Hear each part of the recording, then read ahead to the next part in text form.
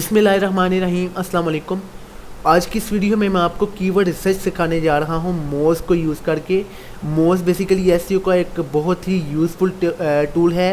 ये है तो एक पे टूल, लेकिन आप अगर इसका फ्री वर्जन यूज़ करें, इनकी वेबसाइट पे जाकर रजिस्ट्रेशन करनी पड़ती है, तो आप फ्री टूल को भी यूज़ कर सकते हैं, लेकिन ज़ाहिर है उसमें कुछ लिमिटेशंस होंगे।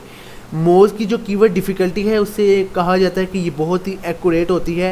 अगर हम इसे मैनुअल सर्च भी करें तो जो कीवर्ड डिफ़िकल्टी का जो डेटा होता है मैनुअल सर्च में भी उसी के मुताबिक आता है, यानी कि बहुत ही एक्यूरेट टूल आप इसे कह सकते हैं।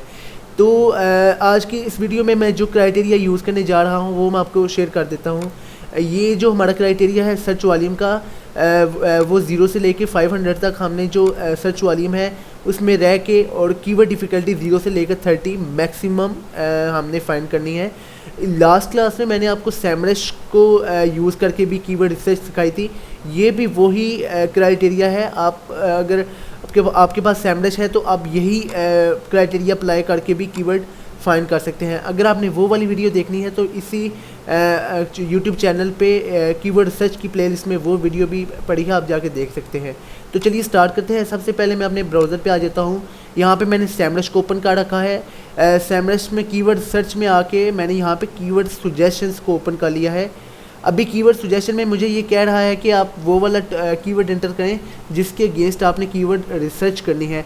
तो यहाँ पे मैं वो कीवर्ड एंटर कर देता हूँ। आज का जो हमारा कीवर्ड था वो था बेसिकली गेमिंग फ़ोन। मैं गेमिंग फ़ोन को लिख के एनालाइज पे क्लिक कर दूँगा।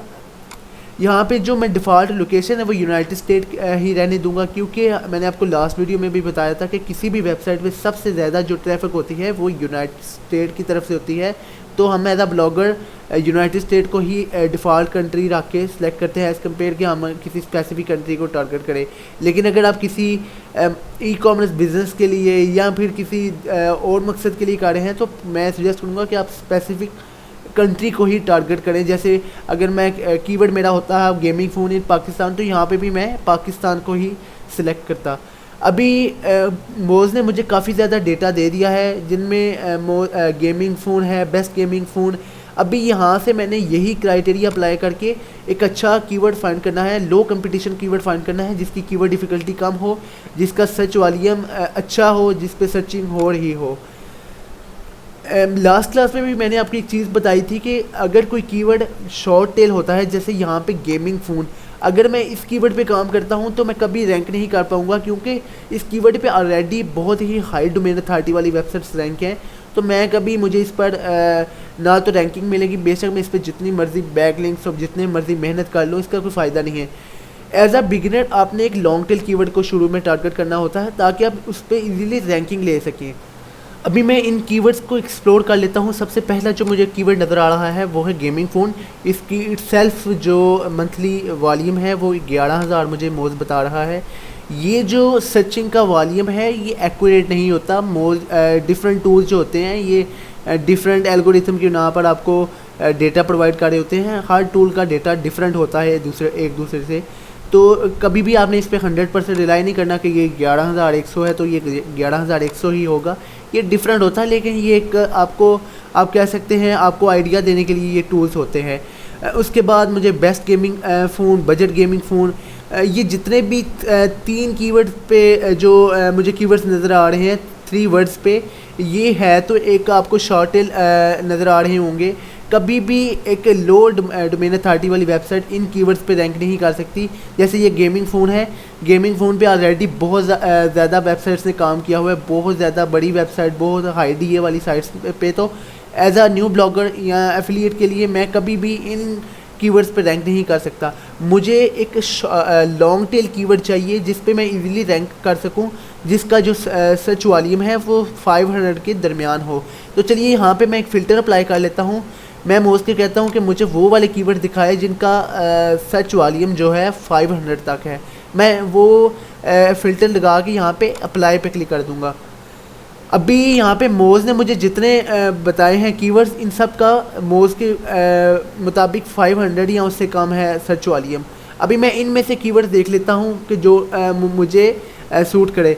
यहाँ पे Android gaming phone, good gaming phone, best gaming phone for PUBG mobile, best games for Galaxy S10, best Android phone for gaming, ये एक है तो लॉन्ग टेल कीवर्ड, लेकिन इसे मैं ज़रूर चेक करूँगा कि इसका कंपटीशन क्या है, इसकी मज़ीद कीवर्ड डिफ़िकल्टी क्या है। कीवर्ड डिफ़िकल्टी के लिए मैंने आपको क्राइटेरिया जो बताया है वो है 0 से 30 मैक्सिमम, इससे ऊपर नहीं जाना है, इससे कम जितना मर्ज़ी हो जाए।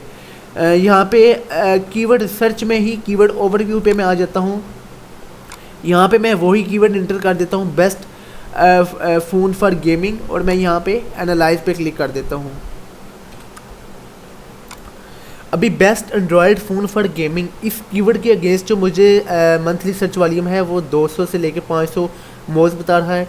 यहाँ पे जो कीवर्ड डिफ़िकल्टी जो मुझे मोज बता रहा है वो 57, जो कि बहुत ज़्यादा है। हमारा जो क्राइटेरिया था उसके मुताबिक कीवर्ड डिफ़िकल्टी 0 से 30 तक होनी चाहिए। ये कीवर्ड मैं कभी यूज़ भी नहीं करूँगा, क्योंकि इस पर ऑलरेडी आप देखें सर्प में 89 डीए वाली एक वेबसाइट रैंक है, एक 92, मीन्स कि आप सर्प में अगर 10 वेबसाइट ही 10 में से 3 वेबसाइट आप कह सकते हैं कि 90 या 90 से प्लस डीए वाली हैं, तो आप कभी भी उन पर रैंक नहीं करेंगे। 90 के पीछे भी बहुत सारी वेबसाइट होंगी हाई डीए वाली, तो मैं कभी भी ये कीवर्ड टारगेट नहीं करूँगा। मैं दोबारा कीवर्ड सजेशन में आ जाता हूँ। यहाँ पे मैं मज़ीद कुछ कीवर्ड्स देख लेता हूँ। Best phone for gaming under 15,000, best Android processor for gaming, best gaming phone under 20,000। अगर मैं पाकिस्तान को टारगेट करता तो ये 20,000 का वर्ड मैं यूज़ कर सकता था, क्योंकि यहाँ रुपीज़ की बात हो रही है, तो मैं ये यूज़ नहीं करूँगा। Best Android phone for PUBG mobile, best gaming phone under 200। यहाँ पे ये जो 200 की बात हो रही है ये बेसिकली $200 है, तो मैं इस कीवर्ड को सर्च कर लेता हूँ। मैं दोबारा कीवर्ड ओवरव्यू में आ जाता हूँ। यहाँ पे कीवर्ड में पेस्ट क्लिक करूँगा और एनालाइज पे क्लिक कर दूँगा। यहाँ पे ये देखें कि अभी ये जो कीवर्ड आया है मेरे सामने, इसकी जो कीवर्ड डिफ़िकल्टी है वो 0 से लेकर 30 तक मैंने आपको मैक्सिमम बताया था, लेकिन ये कीवर्ड डिफ़िकल्टी 30 है। अभी इसका अगर सर्प एनालिसिस करें तो फर्स्ट पेज पे ही इस कीवर्ड के अगेंस्ट 16 डीए वाली वेबसाइट रैंक है। अगर आपने मेरी मैनुअल सर्च वाली वीडियो देखी है, मैनुअल मैंने कीवर्ड रिसर्च सिखाई थी, उसमें मैंने जो आपको क्राइटेरिया बताया था कि अगर आपके सर्प में यानी सर्च इंजन रिजल्ट पेज में अगर कोई 2 या 3 ऐसी वेबसाइट्स ऐसी हैं जो कम डीए वाली हैं, कम डोमेन अथॉरिटी वाली हैं, यानी कि जिनकी डोमेन अथॉरिटी 0 से लेकर 30 तक है, तो आप आप कह सकते हैं कि आप सर्च पे फिर रैंक कर सकते हैं अगर उसी कीवर्ड के अगेंस्ट ये वेबसाइट्स आ रही हैं। यहाँ पे मैं अगर इसे मैनुअल सर्च करके देखूँ, मैं न्यू टैब में आ जाता हूँ। यहाँ पे मैं ये कीवर्ड एंटर करूँगा और साथ में मैं एक डॉलर का जो साइन है वो डाल देता हूँ साथ। जब मैं सर्च करूँगा तो अभी मैंने जो एक्सटेंशन इंस्टॉल की हुई हैं, जिनमें एक अबर सजेस्ट की एक्सटेंशन है, ये मुझे मैनुअल सर्च के लिहाज से बता देगी कि क्या ये वेबसाइट हाई डीए वाली हैं या लो डीए वाली हैं। अभी यहाँ पे देखें फर्स्ट जो वेबसाइट आ रही है उसकी डोमेन अथॉरिटी 24 है, जो कि एक पॉजिटिव सिग्नल है आपकी इस कीवर्ड पे। आप कह सकते हैं कि आप रैंक कर सकते हैं अगर आपकी वेबसाइट की डीए लो है। यहाँ पे 16 है डीए वाली है।